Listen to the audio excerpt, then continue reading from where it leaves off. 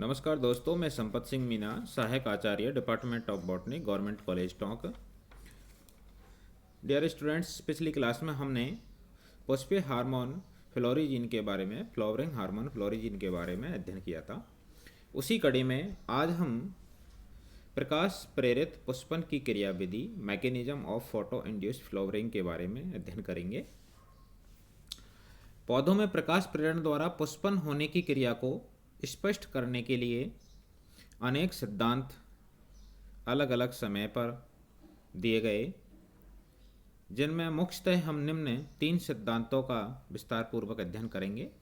पहला है फाइटोक्रोम सिद्धांत, दूसरा है वनिंग्स हाइपोथेसिस, जिसे थ्योरी ऑफ एंडोजीनस रिदम भी कहा जाता है, और तीसरा आता है कैजलेक जैन द्वारा दिया गया था 2 फेज सिद्धांत। तो इन्हें हम एक एक करके विस्तार पूर्वक अध्ययन करेंगे इनका।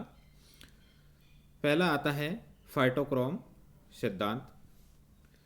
इवांस 1971 के अनुसार शॉर्ट डे प्लांट और लॉन्ग डे प्लांट में फाइटोक्रोम के 2 रूप पुष्पन की क्रिया को प्रेरित करते हैं, यानी कि इन दोनों ही पौधों में फाइटोक्रोम के 2 रूप पाए जाते हैं, एक एक्टिव होता है, एक इनएक्टिव होता है, और ये दोनों ही रूप पुष्पन की क्रिया को प्रेरित करते हैं। फाइटोक्रोम जो कि एक विशिष्ट प्रकाशग्राही पिगमेंट होता है, प्रकाशग्राही वर्णक होता है, जो पौधों में विभिन्न प्रकाश आधारित फिजियोलॉजिकल एक्टिविटीज को प्रभावित करता है। और मुख्यतः इसके जो 2 रूप है, PFR और PR, फाइटोक्रोम रेड और फाइटोक्रोम फार रेड, इन 2 रूपों में ये पाया जाता है। जब किसी पौधे को उपर्युक्त प्रकाश तरंगें प्राप्त होती है, यानी कि जब उसे लाल प्रकाश प्राप्त होता है, 660 नैनोमीटर की तरंग दैर्घ्य जब उसे प्राप्त होती है, तो P660 का संश्लेषण होता है, जो कि अस्थायी होता है, और यह शीघ्र ही P730 में रूपांतरित हो जाता है।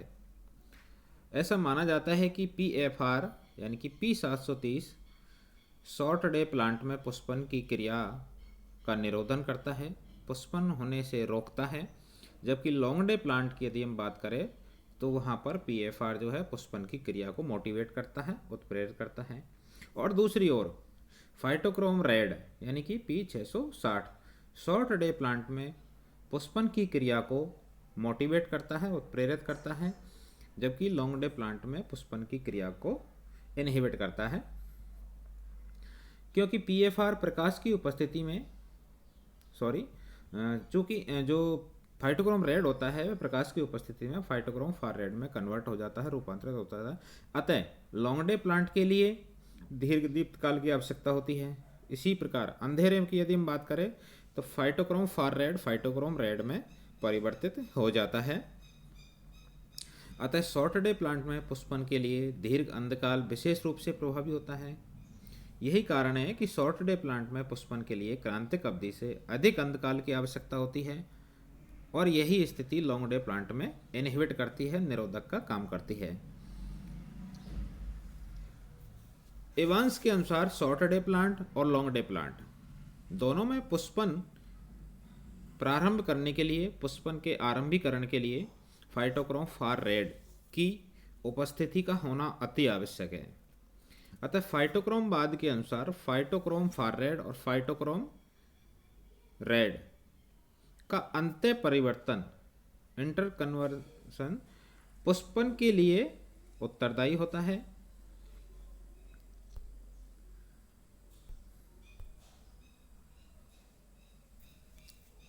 दोस्तों, फाइटोक्रोम सिद्धांत इवांस के द्वारा दिया गया था, लेकिन फाइटोक्रोम की खोज 1952 में वॉर्थविक और हैंड्रिक्स के द्वारा की गई थी, जो कि एक प्रकाश संवेदी पिगमेंट होता है। और ये प्रकाश संवेदी पिगमेंट 2 रूपों में, 2 फॉर्म में पाया जाता है, एक एक्टिव और एक इनएक्टिव, जो कि एक रेड लाइट को एब्जॉर्ब करता है तो दूसरा फार रेड लाइट को एब्जॉर्ब करता है। वैसे फाइटोक्रोम शब्द जो है बटलर के द्वारा दिया गया था और बटलर के द्वारा ही 1954 में इसे पृथक किया गया था। देखिए दोस्तों, एक डायग्राम एक स्लाइड में दिखाया गया है जिसमें ये है फाइटोक्रोम रेड और ये है फाइटोक्रोम फार रेड। यानी कि हम कह सकते हैं कि ये है P660 और ये है P730। जब ये जो फाइटोक्रोम रेड है ये इसका निष्क्रिय रूप होता है, इनएक्टिव फॉर्म होता है, और फाइटोक्रोम फार रेड जो है इसका एक्टिव फॉर्म है, इसका ये सक्रिय रूप है।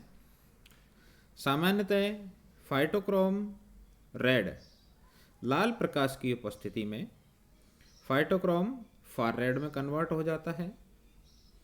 यानी कि हम कह सकते हैं कि जब phytochrome red in continuous light, यानी कि जब इसे कंटिन्यूस लगातार प्रकाश प्राप्त होता है, यानी कि लाल प्रकाश प्राप्त होता है, तो phytochrome red phytochrome far red में कन्वर्ट हो जाता है। ठीक इसके विपरीत जब इसे लगातार डार्क कंडीशन में नाइट में रखा जाता है तो उस दौरान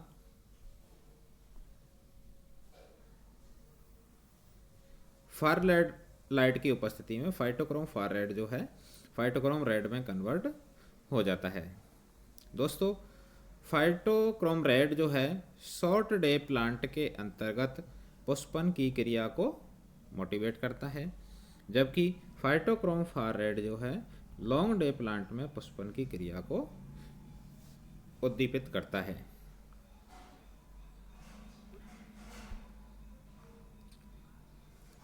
फाइटोक्रोम वर्णक एक प्रकार का टेट्रासाइक्लिक फोरफाइन पिगमेंट होता है और ये स्थित होता है कोशिका झिल्ली पर।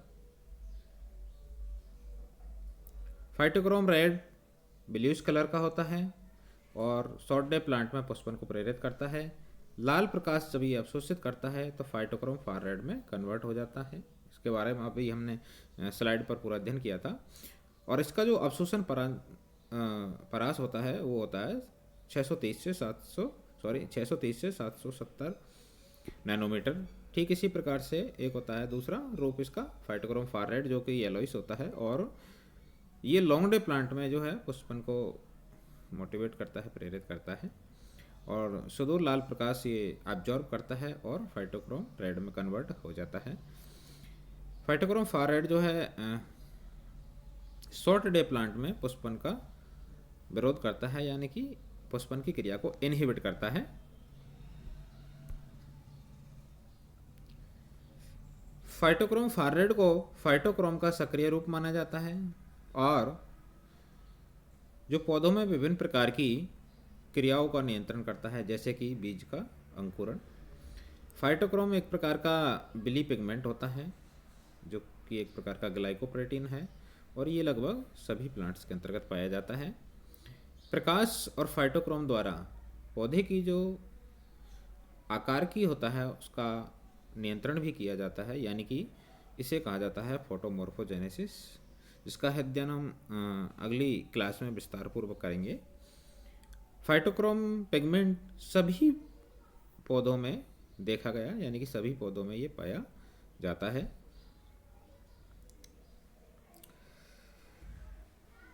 इस स्लाइड के ऊपर दोस्तों फ्लोरिजन के सहयोग से पुष्पन की जो मैकेनिज्म है उसे दिखाया गया है।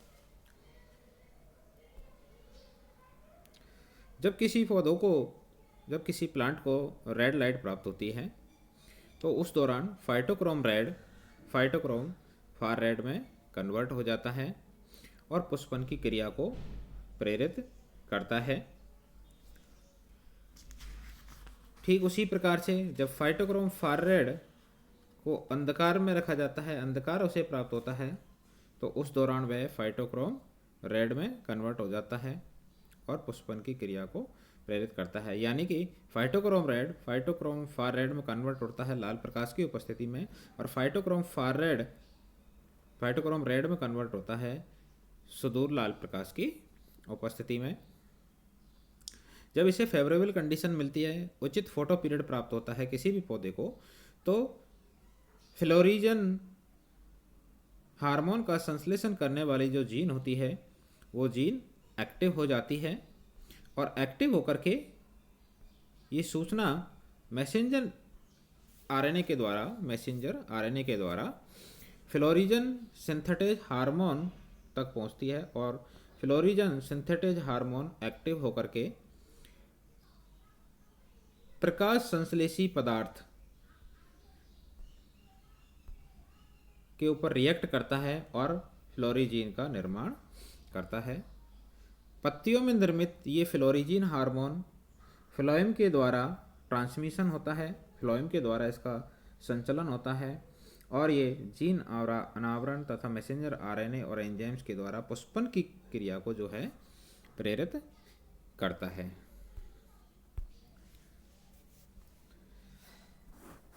उच्च पादपों में प्रकाश आकार की जो क्रियाएं होती है वो निम्न में से किसी एक प्रकाश संवेदी पिगमेंट के द्वारा नियंत्रित होती है। जितने भी उच्च पादप है उन सभी में फोटोमॉर्फोजेनेसिस की जो क्रियाएं होती है वो सभी किसी न किसी एक पिगमेंट के द्वारा कंट्रोल होती है। पहला पिगमेंट है फाइटोक्रोम, जो कि लाल तथा सुदूर लाल प्रकाश को एब्जॉर्ब करता है, अवशोषित करता है, यानी कि रेड लाइट और फार लाइट को एब्जॉर्ब करता है। दूसरा आता है क्रिप्टोक्रोम। क्रिप्टोक्रोम नीले और बैंगनी प्रकाश को एब्जॉर्ब करता है, यानी कि नीला और अल्ट्रावायलेट ए लाइट को अवशोषित करता है। और तीसरा आता है अल्ट्रावायलेट बी फोटोरिसेप्टर, जो कि अल्ट्रावायलेट वी को एब्जॉर्ब करता है। नेक्स्ट आता है दोस्तों theory of endogenous rhythm. Second सिद्धांत आता है थ्योरी ऑफ एंडोजीनस रिदम। इस सिद्धांत का प्रतिपादन बनिंग्स द्वारा किया गया था, इसलिए इस सिद्धांत को बनिंग्स हाइपोथेसिस भी कहा जाता है। इस सिद्धांत के अनुसार पुष्पन पौधों की आंतरिक नेज आवर्तन के द्वारा नियंत्रित होता है, और इसमें दो फेज पाई जाती है, दो अवस्थाएं पाई जाती है।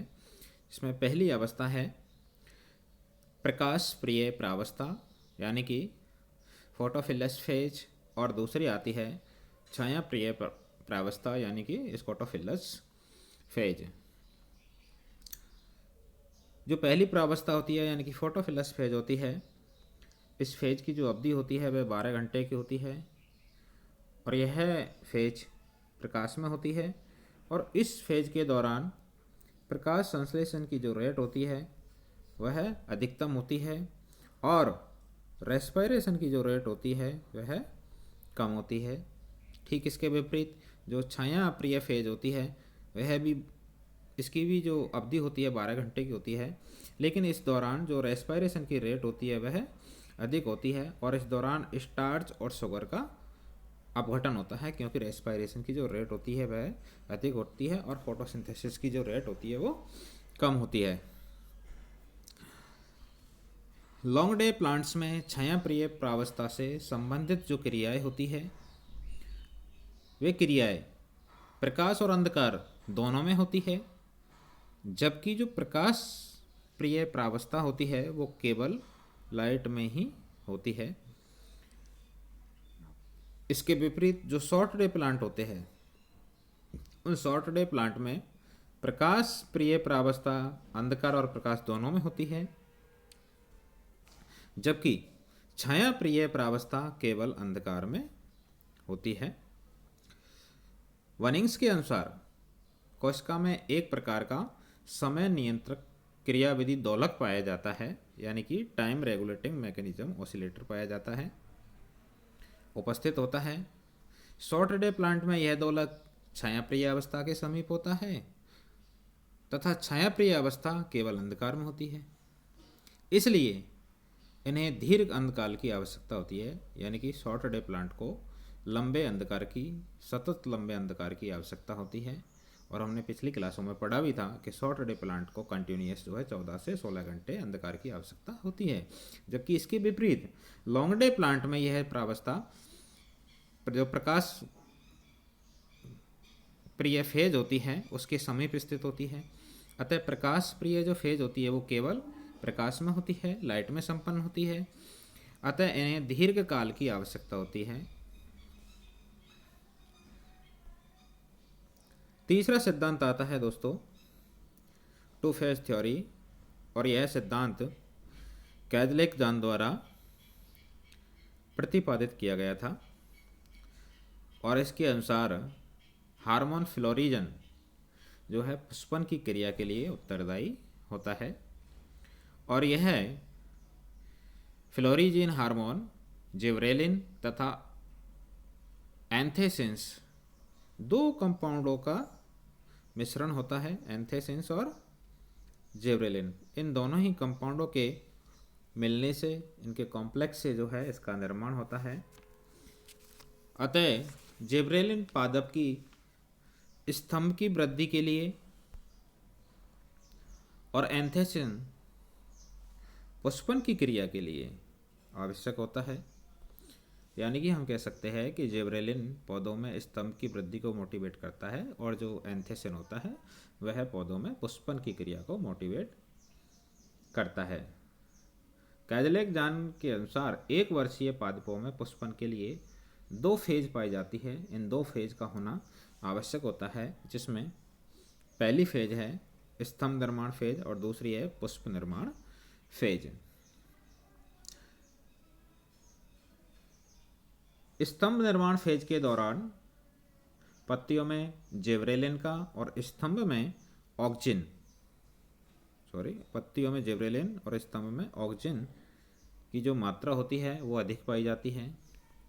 जबकि सेकंड फेज पुष्प निर्माण प्रावस्था के दौरान पत्तियों में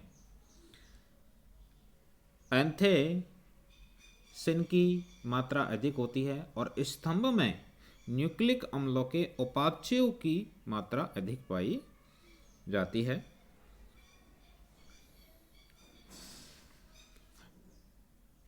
दीर्घ दीप्तकालिक जो स्थितियां होती है वो प्रथम फेज के लिए, और लघु दीप्तकालिक स्थितियां द्वितीय फेज के लिए फेवरेबल होती है, अनुकूल होती है। अतः हम कह सकते हैं कि लॉन्ग डे प्लांट्स में जिब्रेलिन और शॉर्ट डे प्लांट में एंथेसिन ये क्रांतिक प्रावस्था होती है। अर्थात दीर्घ दीप्तकाली पादप किसी भी दिन की लंबाई के दौरान एंथेसिन का निर्माण कर लेता है, लेकिन जिब्रेलिन्स का निर्माण केवल दीर्घकालिक अवस्था के दौरान ही होता है। ठीक इसके विपरीत लघु दीप्तकाली पादप जिब्रेलिन का निर्माण किसी भी दिन की लंबाई के दौरान कर लेते हैं, लेकिन एंथेसिन का निर्माण केवल लघुकालिक अवस्था में ही करते हैं। और जो डे न्यूट्रल प्लांट होते हैं, उन डे न्यूट्रल प्लांट्स के दौरान जिब्रेलिन और एंथेसिन इन दोनों का निर्माण दिन की लंबाई के दौरान कभी भी कर लिया जाता है। दिन की लंबाई के दौरान किसी भी दिन जो है कर लिया जाता है। अतः पौधों में पुष्पन के लिए जिब्रेलिन और एंथेसिन इन दोनों का होना आवश्यक होता है। लेकिन एंथेसिन भी एक प्रकार का जो है काल्पनिक माना जाता है, काल्पनिक हार्मोन है।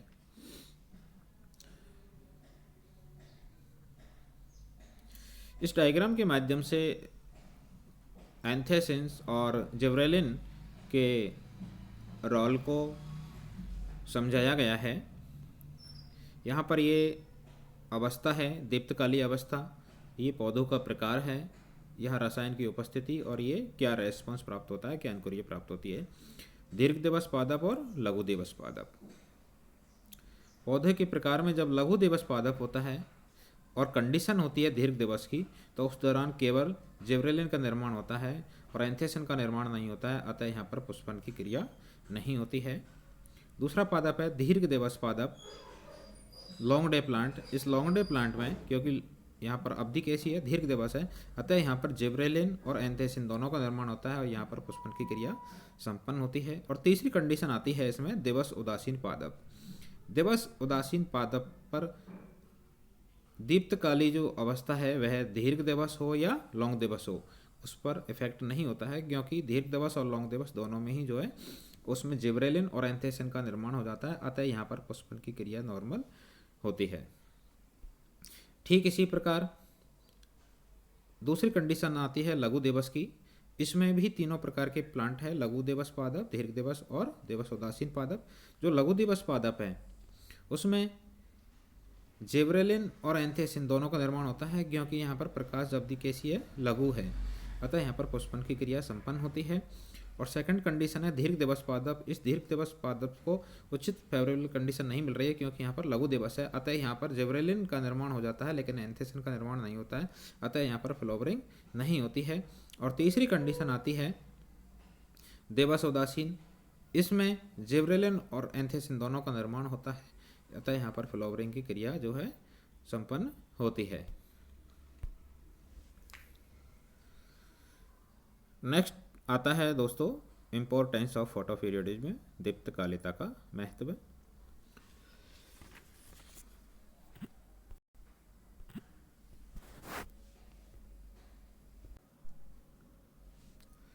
विश्व के कुछ उष्णकटिबंधीय क्षेत्रों को यदि छोड़ दिया जाए तो अन्य सभी भागों में जहाँ पर रात्रि और दिन की अवधि परिवर्तनशील होती है, परिवर्तनशील पाई जाती है, वहाँ पर दीप्तकालिता का विशेष महत्व देखा गया है। विभिन्न पादपों की दीप्तकालिक आवश्यकताओं को जो समुचित जानकारी है उनके आधार पर अनेक कायिक भागों या फलों के उत्पादन में वृद्धि की जा सकती है, फलों के उत्पादन को बढ़ाया जा सकता है। पहला लाभ है इसका, वार्षिक पादप को वर्ष में एक से अधिक बार उगाया जा सकता है, यानी कि बहुत से पादप जो एक वर्ष से होते हैं उन्हें, जो वार्षिक पादप होते हैं उन्हें वर्ष में एक बार से अधिक बार उगाया जा सकता है और पुष्पन प्रेरित करके उत्पादन को बढ़ाया जा सकता है। ये इसका पहला महत्व है। दूसरा महत्व है उचित दीप्त कालों के संवरण से जो बहुवर्षीय पादप होते हैं उनमें साल भर पुष्पन को प्रेरित किया जा सकता है। तीसरा महत्व है ट्यूबर्स, वल्व और राइजोम आदि जो भूमिगत स्तंभ होते हैं उनका उत्पादन बढ़ाया जा सकता है, वृद्धि की जा सकती है। अनेक पादपों के जो कायिक वायवीय भाग होते हैं जो आर्थिक महत्व के होते हैं, जैसे सलाद है, गन्ना है, पालक है, इन पादपों को जब उचित दीप्तकाल से वंचित कर दिया जाता है तो ये पादप कायिक अवस्था में ही बने रहते हैं और इस प्रकार से उत्पादन को बढ़ाया जा सकता है। चौथा महत्व आता है कलिकाओं की शीत प्रसुप्ति को उचित दीप्तकाल की सहायता से रोका जा सकता है, यानी कि उसे प्रसूत अवस्था में लंबे समय तक रखा जा सकता है। और नेक्स्ट इसका महत्व आता है संकरण प्रयोगों के लिए दो विभिन्न प्रकार के या दो भिन्न क्षेत्रों के जनक पादप को आवश्यकता अनुसार एक साथ पुष्पन के लिए प्रेरित किया जा सकता है। तो ये इसका था महत्व। Thank you. नेक्स्ट क्लास में हम पढ़ेंगे बसंतीकरण, बर्नेलाइजेशन के बारे में।